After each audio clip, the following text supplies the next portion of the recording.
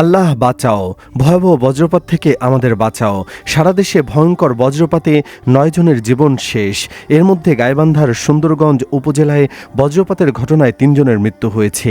একই ঘটনায় আরও একজন আহত হয়েছেন এবং একটি গরুর মৃত্যু হয়েছে। আকস্মিক এই দুর্ঘটনায় পুরো দক্ষিণ ধোপাডাঙ্গা গ্রামে নেমে এসেছে শোকের ছায়া। বিকেল 4টার দিকে উপজেলার দক্ষিণ ধোপাডাঙ্গা গ্রামে এই মর্মান্তিক ঘটনা ঘটে। স্থানীয়রা জানান, বিকেলে হঠাৎ আকাশ কালো মেঘে ঢেকে যায় এবং শুরু হয় ঝড় বৃষ্টি।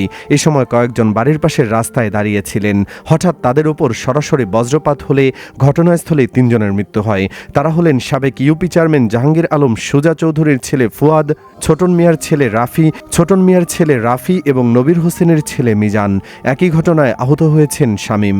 তাকে স্থানীয় হাসপাতালে ভর্তি করা হয়েছে। পাশাপাশি ঘটনাস্থলের পাশে থাকা একটি গরুও বজ্রপাতে মারা গেছেন। প্রত্যক্ষদর্শীরা জানান, বজ্রপাত এতটাই আকস্মিক ছিল যে কেউ কিছু বুঝে ওঠার আগেই প্রাণহানির ঘটনা ঘটে। এ ঘটনায় পুরো এলাকায় আতঙ্ক ও শোক বিরাজ করছে।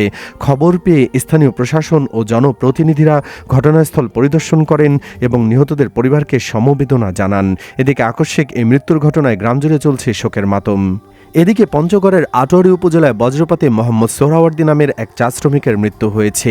আজ সকাল 8:45টার দিকে উপজেলার ধামর ইউনিয়নের সোনাপাতিলা এলাকায় একটি চা বাগানের পাশে এই ঘটনা ঘটে।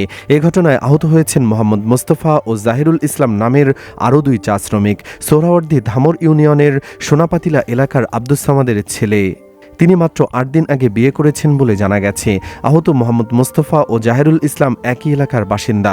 তাদের মধ্যে মোহাম্মদ মোস্তফাকে পঞ্চগড় আধুনিক সদর হাসপাতালে ভর্তি করা হয়েছে। দর্শক, আল্লাহ আমাদের কালবৈশাখীর তাণ্ডবের হাত থেকে রক্ষা করুক এবং সেই সাথে ভয়ঙ্কর বজ্রপাত থেকে রক্ষা করুক। আমিন।